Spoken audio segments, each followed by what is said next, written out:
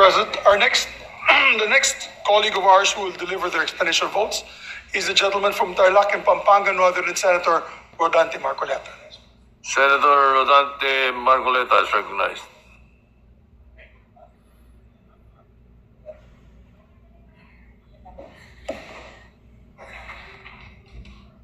Mr. President, esteemed colleagues, we're gathered today as part of our solemn duty to uplift and protect the welfare of our people by ensuring that this 2026 budget will be a million light years away from the controversial 2025 General Appropriations Act, tagged as the most corrupt, the most scandalous, and the most anomalous budget the Philippines has ever had in years.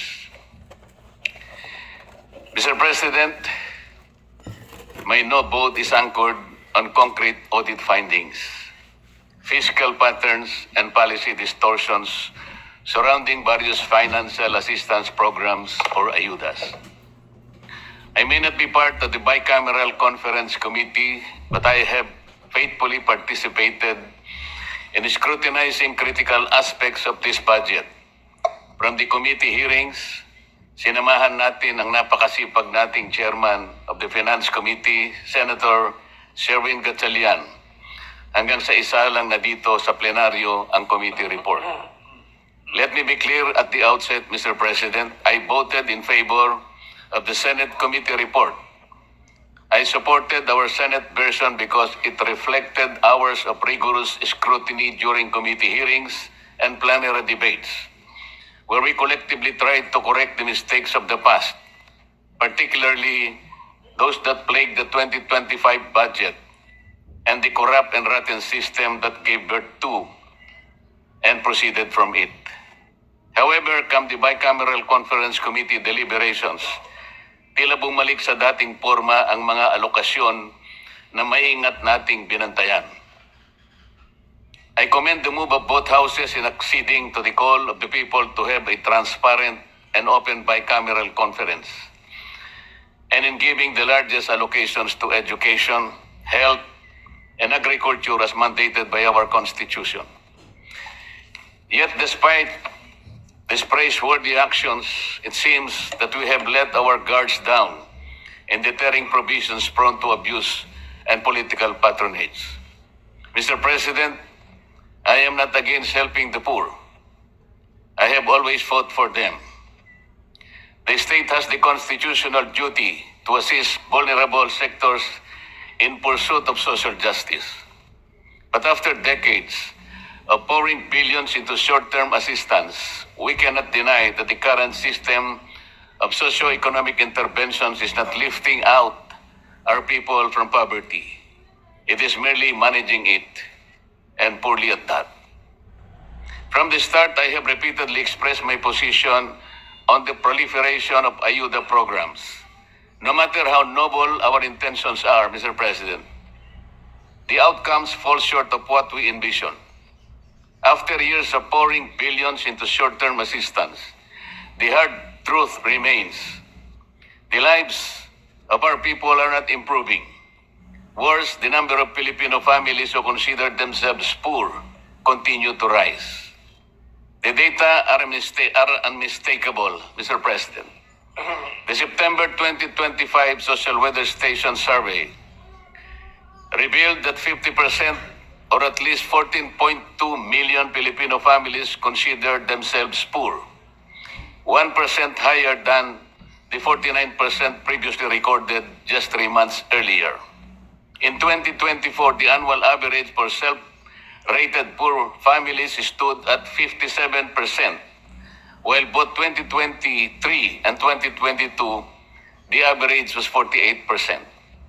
Even more alarming, as of November 5, 2025, about 22% of Filipino families experience involuntary hunger, going hungry with nothing to eat, at least once in the past 3 months, the highest level recorded since 1998 outside the pandemic.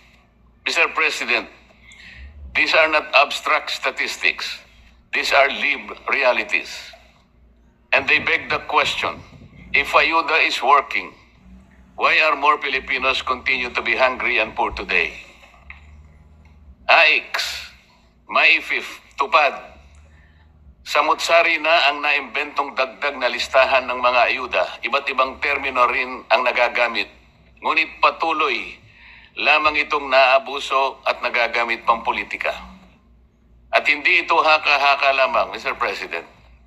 Ang Commission on Audit na mismo ang nagsabi, noong 2024 COA Audit Report, binatikos ang 4.157 milyong AIX disbursements na inilabas kahit kulang ang mga dokumento. Ilang DSWD field officers din ang nag-ulat ng mababang utilization rates. Non-compliance sa payment schedules at weak validation ng mga beneficiaries, creating serious risks of overestimated targets and improperly screened recipients. COA further reported a duplication between AIX and ACAP, allowing multiple availments by the same beneficiaries, assistance granted to above minimum wage earners and college students, repeated assistance within short periods from different offices, and the non-implementation of 168 out of 288 prior audit recommendations. Yet here we are again. The Bicameral Conference Committee has finished off with the greater budget for the ayuda programs, including an additional 4.8 billion for AIX, bringing the total to 63.9 billion. A total of 22.44 billion for TUPAD, after the Senate has deliberately reduced it to 13.08 billion, or third reading from the House proposal of 21.03 billion. The revival of MAIFIF at 56.6 billion, despite the Senate's earlier attempt to shift to zero balance billing to curb politically mediated medical assistance and push genuine universal healthcare reform. And the insertion of 10 billion for the presidential assistance to farmers and fisherfolk, despite its deliberate removal under the Senate committee report. These four ayuda reforms or programs alone, now totaling 147.9 billion, are just among the many other discretionary assistance programs. The same pattern emerges in the restoration of unprogrammed appropriations. After initial assurances that these standby funds would be scaled back, the bicameral committee reversed its course and restored unprogrammed appropriations to 243.4 billion, even higher than the House-approved level, as far above the Senate's reduced version of 174.55 billion. This is recklessness. Mr. President, when we place massive increases in ayuda and standby funds side by side, a troubling picture emerges. We are expanding both the sub-channels of political patronage and the fiscal backdoors that allow them to be financed, all while claiming to pursue reform and discipline. This is impunity. Mr. President, other countries show us that assistance can be productive and empowering. Vietnam, for example, focuses on livelihood-enabling support, such as boats and fuel subsidies for fisherfolk, rather than endless cash handouts that foster dependency. Yet in this bicameral report, we doubled down on program funds and lump sum assistance instead of redirecting resources toward long-term solutions for food security, jobs, education, and healthcare systems. The Philippines can take it a notch higher by enhancing the implementation of our electricity lifeline rate. Senate Bill number 63, one of my priority bills, Mr. President, aims to exempt all household consuming 200 kilowatt hours of electricity or less. A median of about 1,750 pesos for 5.5 households will only cost the government an estimated 115 billion pesos per year. This provides for a more transparent and targeted assistance for qualified individuals. It should be pointed out that under the 2025 GAA alone, Sir President, 194 billion worth of ayuda was set up for the beneficiaries of PORPIS, MAIP, AIX, TOPAD, and AKAP. Senate Bill 63 can lead the way for the re-evaluation of these programs in the future and hopes for lesser reliance on these unviable interventions. After deliberate consideration of this submitted bicameral conference committee report on the disagreeing provisions on House Bill 45A, it is with heavy heart that I cast my no vote, Mr. President. I hope that my good friend Senator Sherwin Gatchalian will find it in the goodness of his heart the reasons why I am objecting to this bicameral conference report. Masakit ang loob ko na mag-object dahil kasama niyo akong nagumpisa at nagsimula sa pagbusisi nitong 2026 budget. But I stand my ground for the conviction against the chance of possible abuses of the budget. Despite all the protective measures instilled in this budget, there is the ever-present danger of loopholes in the wordings that may be exploited. An uncomfortable reminder that safeguards on the paper do not always prevent abuse in practice. Matuto na tayo sa mga multo ng kahapon. Huwag na nating bigyan ng pagkakataon na maulit ang mga anomalyang hanggang ngayon ay hindi pa napapanagutan at nagdulot ng poot sa ating mga puso. Maraming salamat, Mr. President. George, the leader. Thank you very much, Mr. President. Mr. President, I'd like to recognize next to deliver explanation of vote, no other than Senator Risa Ontiveros, Mr. President. Senator Risa Ontiveros is recognized. Salamat po, Mr. President. Mr. President, bago ang lahat, ay taus-pusong pasasalamat sa ating Senate panel sa pangunguna ng ating Finance Committee Chair, Senator Sherwin Gatchalian, at sa lahat ng Senate Secretariat at Senate proper staff na walang tigil na nagtrabaho nitong holiday season para sa 2026 General Appropriations Bill. Salamat din sa suporta ng ating Senate President Vicente Soto III, who stood by the Senate position during these historic open BICAM deliberations. Mr. President, dear colleagues, my vote is yes for the BICAM version of the 2026 national budget, even as I have serious reservations about unprogrammed appropriations and other issues. I believe it is possible, while registering my reservations and objections, to lend my support to the crucial reforms in this budget towards transparency and better governance, and the undeniable wins for people's health, education, and the protection of our women and children. Last year, the 2025 national budget featured zero government subsidy for PhilHealth, which is why I voted against it. The 2026 budget will begin to correct that by allocating 129.76 billion pesos to PhilHealth next year, including the 60 billion pesos wrongfully taken from PhilHealth in 2024. At sa tulong ni Senators Sherwin Gatchalian, Loren Legarda at Pia Cayetano, naipanalo natin ang 16.5 billion pesos dagdag pondo sa serbisyo ng PhilHealth mula sa savings ng DPWH. No to bloated costs sa infra projects, lalo na sa flood control. Nagpapasalamat din tayo na isinama sa BICAM version na nagdagdag ng 1 billion pesos para sa zero balance billing ng LGU hospitals sa bawat sulok ng bansa. Dahil dito, mas maraming mga kababayan natin ang makakatanggap ng tulong mula sa mga LGU hospitals natin. The 2026 budget also features an historic budget for education, including the 6.2 billion peso increase for SUCs, which we pushed in the Senate to allow more young Filipinos to enroll in our colleges and universities.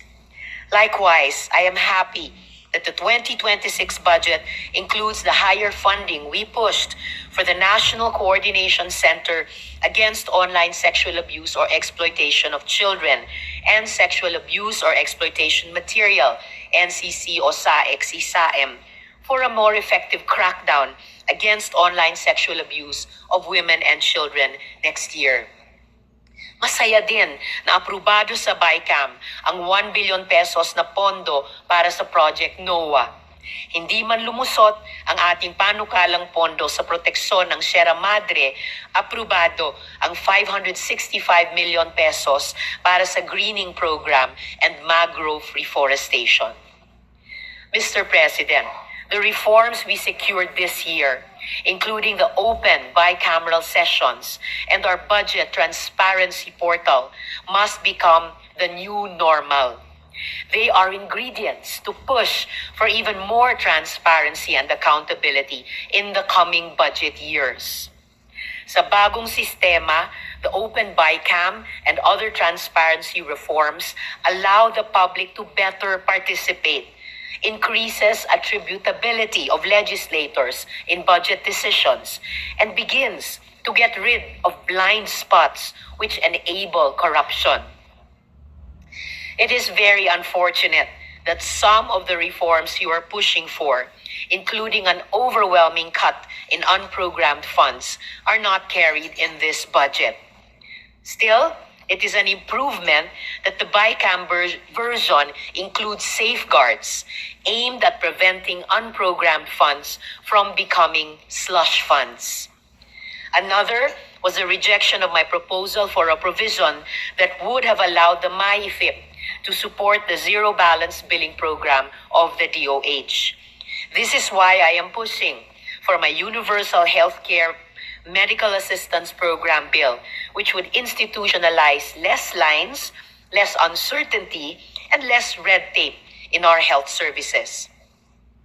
My deep thanks go to SP Pro Tempore Ping Lacson for his anti-political patronage provisions so that politicians can no longer exploit assistance programs for personal gain.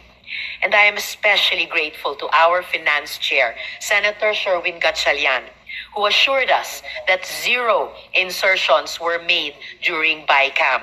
Panghahawakan natin yan. This is what accountability looks like.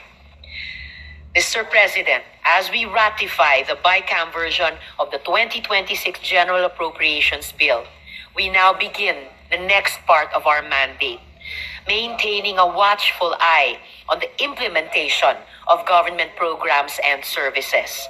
We need constant vigilance to ensure the effective and honest execution of the funds we will approve today. Bilang tugon sa flood control scam at galit ng mga kababayan natin dito, nagsikap tayo sa Open BICAM Resolution, sa Blue Ribbon Committee Investigation, at sa budget reforms na ibalik ang tiwala ng sambayanan sa budget. It is the start of a new era in budget making. Tama na ang mga ghost projects, ang kapalpakan at kalokohan sa paggamit ng pera ng taong bayan. At para makamtan ito, kailangan ng pagpapatuloy at pag-institutionalize ng mga plataporma sa paglahok ng lahat ng stakeholders, simula sa Open BICAM na sinubukan natin ngayong taon. Muli, maraming salamat po sa ating Senate panel, sa ating Senate Finance Chair, at sa ating Senate leadership. Maraming salamat po. Patuloy tayong magbabantay at patuloy na magmamatsyag. Thank you, Senator Ontiveros. Majority Leader. Yes, Mr. President, we recognize a distinguished colleague from Nueva Ecija and Mindanao, no other than Senator Robin Hood Padilla, Mr. President. Senator Robin Padilla. And Camarines Norte. Maraming salamat po, Ginoong Pangulo at sa ating pinunong mayorya. Assalamualaikum warahmatullahi wabarakatuh. Ginoong Pangulo at sa ating pong mga iginagalang na senador, nagpapasalamat po ako unang-una sa ating liderato, kabilang na po sa ating Senate President Vicente Soto, sa ating pong Senate President Pro Tempore Ping Lacson, sa ating pong Majority Leader, Mig Subiri, at sa lahat po ng mga namumuno sa ating liderato. Lalong-lalo na po kay Senador Win Gatchalian bilang Chair ng Finance Committee. Sa loob po ng aking 3 taon dito, masasabi ko pong siya ang pinakamagaling, pinakamahigpit, pinakamaingat at masigasig na tumayo bilang finance chairman po natin. At ako po'y nagpapasalamat sa liderato sa pagsusulong ng mga inisyatiba para sa mas malinaw at transparent na proseso ng budget ngayong taon. Taos-puso rin po ako nagpapasalamat na naipasa ang aking mga isinulong na karagdagang pondo sa NCIP, NCMF at Supreme Court para sa pagtatatag ng mga karagdagang Sharia courts na malinaw na nagpapakita ng malasakit ng Kongreso sa mga sektor na ito ng lipunan. Gayunpaman, malinaw naman po na ako po ay nasa minorya. Kaya kami po, kasama na po si Senator Marcoleta, ay bumoboto ng no sa ratifikasyon ng BICAM report para sa House Bill number 4058 on General Appropriation Bill. Malaki po ang paggalang at tiwala ko sa aking mga kasamaan, ngunit meron lamang po akong mga punto na nais ihayag. Una po, sa aking pong pagtantya, ay meron pa rin pong mga hindi klarong alokasyon ng pondo, lalong-lalo na po sa ayuda. At ganun din po ang pagiging Manila-centric ng budget. Ngayon po, ang Mindanao ay nakakakuha lamang po ng 15% sa buong budget. Ikalawa, bagamat naipanalo po natin sa Senado ang kapakanan ng mga katutubo, ako po'y naniniwala na kulang pa rin ang pondo para sa sektor ng mga katutubong pamayanan na lagi pong pinagmumulan ng kaguluhan, ng rebelyon at terorismo. At panghuli, nitong nakaraang Pasko, Petsa 23, lumabas pong aligasyon na di umano'y nagkaroon ng insertion ang lahat ng mga senador sa 2025 National Expenditure Program. Ang isyong ito ay naging sentro ng malawakang talakayan at nagdulot ng kawalan ng tiwala ng publiko. Dapat po nating linawin na alinsunod sa ating konstitusyon, ang proseso ng budget ay nagsisimula sa executive. Ang paghahanda ng budget o ang National Expenditure Program, na kilala rin bilang President's Budget, ay kapangyarihan ng Pangulo na ipinagkaloob ng saligang batas. Ang tungkulin at kapangyarihan ng Kongreso na binubuo ng Kamara at Senado sa paggawa ng batas para sa budget ay nagsisimula lamang matapos isubmit ng Pangulo o ng Executive ang NEP sa Kongreso, kasunod ng kanyang State of the Nation Address. Malinaw po na pagdating sa NEP, wala po dapat pangingialam ang legislation sapagkat ito ay pawang kapangyarihan ng sangay ng Executive. Hindi ko po lubos maunawaan kung paano pong naisama ang aking pangalan sa listahan ng mga di umano'y nagkaroon ng insertion sa pondo ng DPWH sa ilalim ng 2025 NEP o tinatawag ngayong Cabral's List. Ginoong Pangulo, napakasakit po nito sapagkat ako po sa panahon na yon ang presidente ng opposition party na sa kalagitnaan po ng kampanya at eleksyon ay nailagay po ang aking pangalan dito. Ito po ay napakasakit po para sa akin. Dagdag pa po rito, nariyan pa po ang agam-agam na maaaring muling maiuwi sa kategory ng for later release ang malaking bahagi ng budget. Partikular na ang amyendang ating ihain sa bulwagang ito. Halimbawa po, sa ilalim po ng 2025 General Appropriations Act, nagkaroon po ako ng iba't ibang amyenda para sana sa mga proyektong makatutulong sa mga tao at lahat po yun ay nag-umpisa na magmula pa po noong 2023. Sana po, ay hindi na po ito ma-FLR pero ang balita po, yun daw pong mga hinog, kami po yun, yung oposisyon, yung mga hinog ay ma-FLR ulit. Kung ganito lang din po ang mangyayari, hindi ba't parang nasasayang lang ang paghihirap at pagsisikap natin sa deliberasyon? Ang FLR ay bahagi ng proseso. Pero nagresulta ito ng pagkaantala sa agarang benepisyo para sa mga nangangailangan nating kababayan, lalong-lalo na po yung nag-umpisa ng mga proyekto. Ang deliberasyon at pag-aproba ng pambansang budget ay isang malaking responsibilidad ng legislation na hindi dapat pinababayaan. Huwag sana nating hayaan na ang reputasyon ng Senado at ng buong institusyon ng Kongreso ay masira dahil sa pagkakaroon ng mga aligasyon at kontrobersya. Kung ang mga ito ay hindi tutugunan at itatama, mababaliwala ang maraming buwan, mahahabang araw at gabi na ipinuyat at ginugol ni Senator Win Gatchalian upang busisiin ang budget ng bawat ahensya ng gobyerno. Nais ko din pong kunin ang pagkakataon na ito upang ipahayag ang aking mungkahi para sa 2027 budget upang maiwasan ng anumang iskandalo. Una, marahil ay napapanahon na upang makonsidera ang pag-amyenda ng ating saligang batas. Naway maisang alang-alang ng ating kasama, Senador Kiko Pangilinan bilang tagapangulo ng Committee on Constitutional Amendments and Revision of Codes, ang pag-update sa mga probisyon ng konstitusyon, lalo na po patungkol sa kapangyarihan ng legislation sa pag-amyenda ng budget. Baka maaring pag-aralan kung nararapat nating alisin ang kapangyarihan ng legislatura na mag-amyenda ng budget dahil nakita nating madali itong maabuso ng mga gahamang nasa pwesto o di kaya patibayin ang mga limitasyon sa kapangyarihang ito. Pangalawa, patid ko pong matagal na proseso ang pag-amyenda ng saligang batas dahil sa usapin ng voting jointly at voting separately. Kaya muli, isinusulong ko ang aking panukalang batas, ang Senate Bill 1299 o Mahiya Naman Kayo Act na naglalayong ganap ng alisin sa ekwasyon ang panghihimasok ng mga mambabatas sa pagtukoy, pagpupondo at pagpapatupad ng mga proyekto.